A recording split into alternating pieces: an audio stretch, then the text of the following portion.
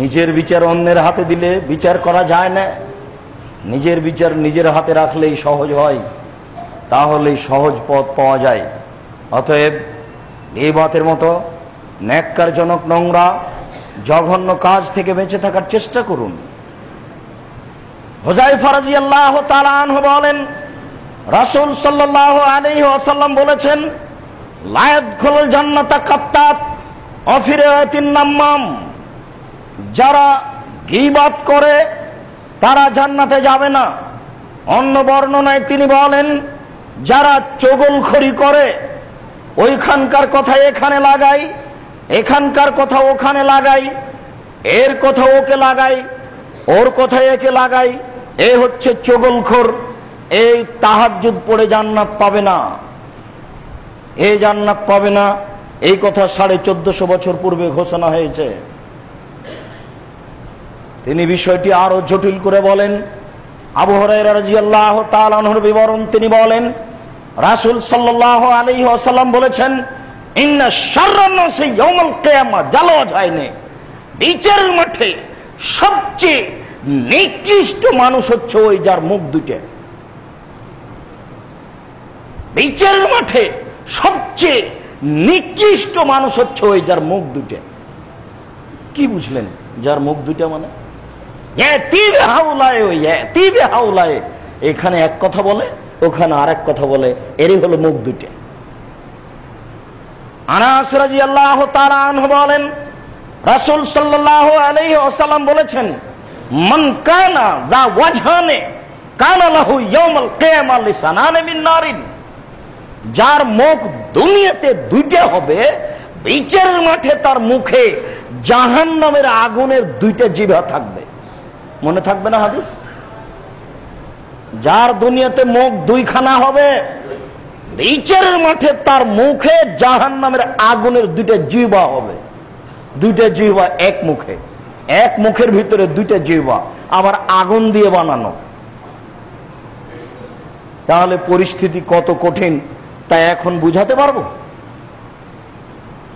এটা আপনার জন্য সহজ হবে মেনে নিলে। এই জন্য তো আমরা মাঝে মধ্যে বলি যে, আল্লাহ তোমার কাছেই জোরালো আবেদন তুমি কবুল করো। তুমি যদি আমাদের দিয়ে খিদমত নিতে চাও, তাহলে তুমি আমাদেরকে জাতির সামনে গ্রহণীয় করো। জাতি যেন আমাদের কথা কবুল করে, তারা যেন শুনে মানার চেষ্টা করে। আর যদি আমাদের দিয়ে খিদমত না হয়, তাহলে তুমি এমন মানুষ দুনিয়াতে পাঠাও যারা বলিষ্ঠ কণ্ঠে, নির্দ্বিধায়, দ্বিধাহীন কণ্ঠে, ব্যর্থহীন ভাবে তোমার কোরআন এবং হাদিসের কথা বলবে, জনগণ মানবে, এরকম মানুষ তুমি পাঠাও। এটাই তো আমাদের আবেদন। যদিচ এক শ্রেণীর মানুষ বলতে শিখেছে যে আব্দুর রাজ্জাক সাহেব একজন বিতর্কিত মানুষ। আমি বুঝলাম না বিতর্কিত কাকে বলে। 1990 সাল থেকে নিয়ে এখন পর্যন্ত কোন একটা বাক্য বলেছি নিজ স্বার্থে, এ কথা আমার জানা নেই। একটা বাক্য বলেছি 90 সাল থেকে নিয়ে এখন পর্যন্ত, যেটা জাতির উপকারে নয়, এমন কোনো কথা আমি জানি না। 90 সাল থেকে নিয়ে এখন পর্যন্ত জামাত, বিএনপি, আওয়ামী লীগ কারো কোনোদিন, জমিয়ত জামাত কারো কোনোদিন বদনাম করেছে, এই কথা আমার জানা নাই।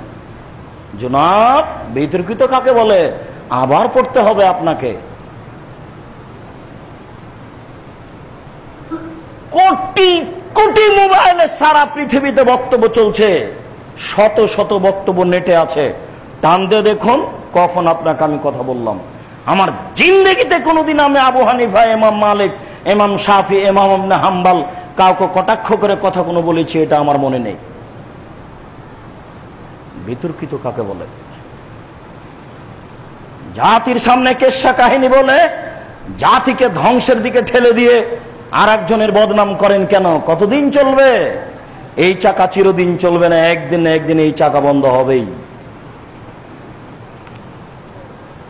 অতএব বদনামের শাক বন্ধ করে সতর্ক হয়ে দিন প্রচারের জন্য চেষ্টা করুন। আনাস রাদিয়াল্লাহু তাআলা আনহু বলেন, রাসূল সাল্লাল্লাহু আলাইহি ওয়াসাল্লাম বলেছেন, লা তুজুল মুসলিমিনা, তোমরা মুসলমানকে কষ্ট দিও না। ওয়ালা তুয়াইরু, তাদের নিন্দা করো না। ওয়ালা তাত্তাবিউ আওরাতাহুম, তোমরা তাদের পিছনে লাগো না।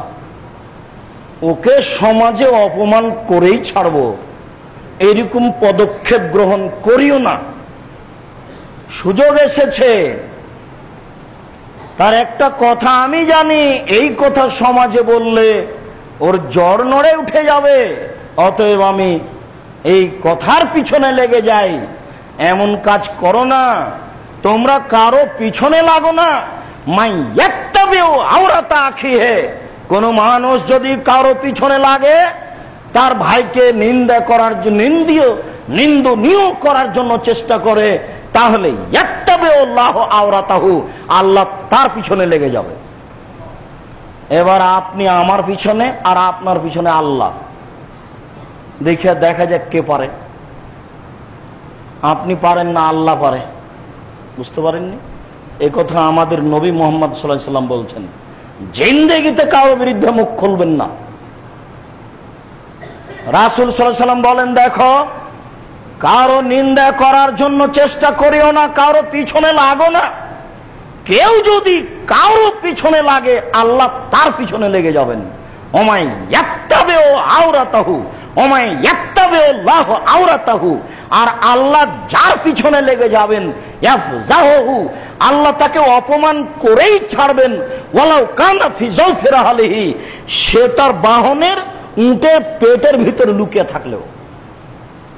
কি বুঝলেন? মানুষ কি তার উটের পেটের ভিতরে ঢুকতে পারবে?